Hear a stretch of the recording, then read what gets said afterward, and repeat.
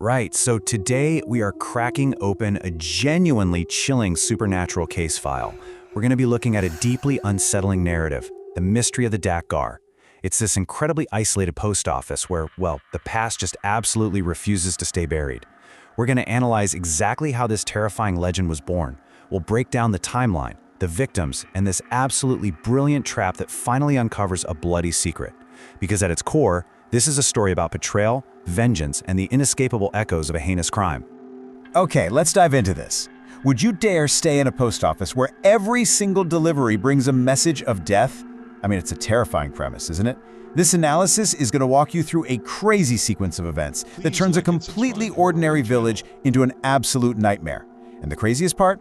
It's all triggered by the most mundane sound imaginable, a ringing cycle bell in the dead of night. Let's see how this horror actually unfolds.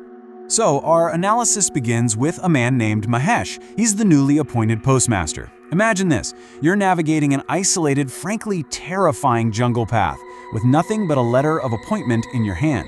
The source material paints a very specific, creepy picture here.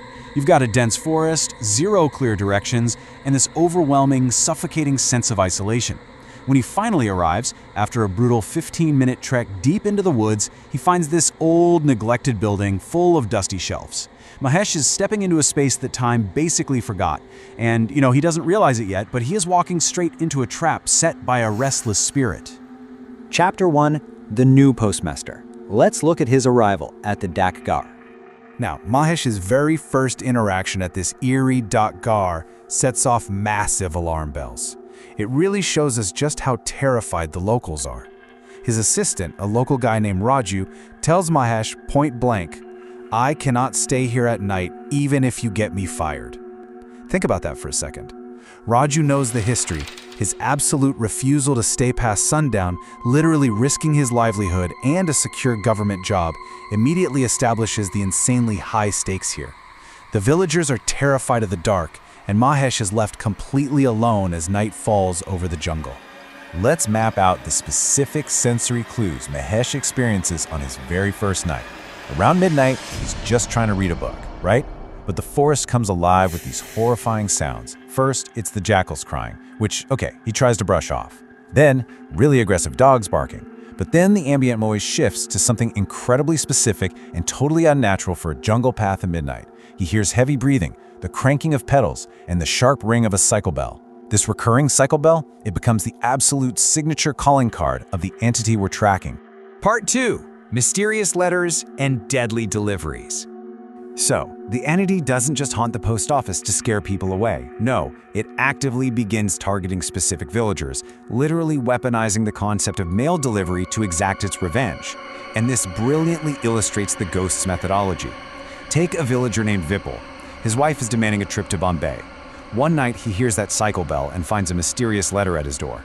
The letter preys perfectly on his financial greed, promising a massive 5,000 rupees for a simple midnight task at the banyan tree right behind the post office.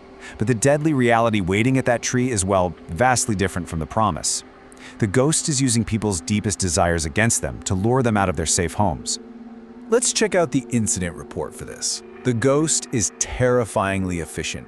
Vipul is summoned at exactly 1 a.m., and his fate is sealed. He's horrifically attacked by a pack of wild dogs and a shadowy, approaching cyclist. The dramatic irony here is just palpable. Vipul walks to the banyan tree smiling, fully expecting a big payout, but instead, his screams end up echoing through the forest. And what's really fascinating is that the next morning, when his body is found, the villagers actually blame Mahesh. They think the new postmaster delivered the fatal letter. The ghost is flawlessly framing him. Chapter 3: Terror of the Cyclist. The target list grows. The pattern of these supernatural murders quickly escalates. The second major attack unfolds in 3 very distinct steps. Step 1. Baldev, who happens to be the son-in-law of the wealthy, powerful village head, the Mukhya, receives a letter. But notice this. This time the lure isn't greed, it's pure fear. The letter threatens to expose a dark, hidden crime he helped commit.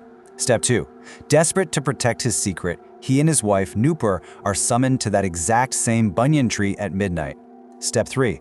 The terrifying climax. A figure on a bicycle approaches them at lightning speed, culminating in another brutally deadly attack. 2. That is the number of fresh bodies found the very next morning. Baldev, and Nupur. Now Mahesh actually heard the screams during this attack. He bravely ran out to try and intervene, and he even saw the terrifying ghostly cyclist with his own 2 eyes. But in the panic, he tripped in the dark, hit his head on a stone, and completely fainted. So the horror has really compounded now, and Mahesh realizes he's standing at the exact epicenter of a calculated, supernatural revenge plot. Chapter 4. Aryaman's Tragic Past. Discovering the Motive. Now, what's really interesting about this part of the investigation is that we pivot from the how to the why. Through conversations with the locals, Mahesh figures out that the ghost isn't just some random monster, it's a deeply wronged victim demanding justice. Refusing to just be a passive bystander or worse, a scapegoat, Mahesh orchestrates a super courageous stakeout. At exactly 11 p.m., standing firm at the door despite the horrifying sounds of howling jackals and that rapidly approaching cycle bell, Mahesh comes face to face with the entity. The ghost speeds past and drops the letter. But this isn't a threat, it's a posthumous confession.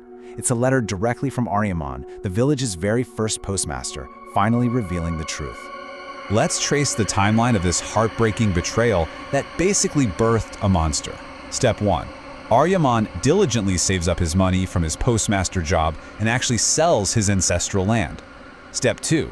He prepares to buy a large house so his widowed mother can live in comfort. Step 3. The corrupt Mukhya, along with Baldev and Vipul, yes, the very men who were murdered earlier, deceive Aryaman and steal his entire life savings. Step 4. When Aryaman confronts them and asks for the house, the Mukhya strikes him down, brutally murdering him at, you guessed it, the banyan tree. They dump his body for wild animals to eat and just hand the house over to the Mukhya's daughter, Nupur. So, every single supernatural murder we just saw was a targeted act of precise retaliation. Chapter 5. End of the Killer Mukhya. Justice is served. Armed with this horrific truth, Mahesh decides it's time to act. Let's see how this builds into an absolutely brilliant trap. Step 1. Mahesh visits the Mukhya and completely bluffs him, claiming he's hired a powerful tantric to permanently capture the ghost. Step 2. The arrogant Mukhya, thrilled at the idea of finally getting rid of the spirit that knows his bloody secret, eagerly arrives at the post office that night. Step 3. But, surprise, there is no tantric. Instead, that chilling cycle bell rings, and the ghost of Aryaman materializes to confront his murderer face to face. Terrified out of his mind by the spirit, the Mukhya completely slips up. He screams a damning confession. If you tell anyone that I killed him, I will not leave you alive either. He literally screams this threat at Mahesh while begging to be saved. But what the Mukhya doesn't realize is that Mahesh had secretly hidden the local police officer, the Kotwal, nearby. In his absolute panic, the Mukhya just hands over a full, uncoerced confession to the authorities on a silver platter. So the crucial point is how incredibly satisfying this resolution is. The Mukhya tries to flee from the police, right? But Aryaman's ghost lifts him high into the air and drops him to his death. The Mukhya's heinous crimes are finally fully exposed to the law. And most importantly, thanks to Mahesh's testimony, Aryaman's mother is legally given the large house her son died trying to buy for her. Justice is entirely served. Now, when Mahesh hears the cycle bell at night while working at the Dakgar, it's no longer a sound of terror. No, it's a friendly thank you from a soul that's finally at peace. Well, we've unraveled the dark mystery of the haunted Dakgar. We've seen exactly how deeply secrets can bury themselves and the frankly horrifying lengths a wrong spirit will go to unearth them. Which leaves us with one final thought. Next time you hear a simple cycle bell ring in the dead of night, will you open the door? Think about that. Thanks for joining me on this analysis.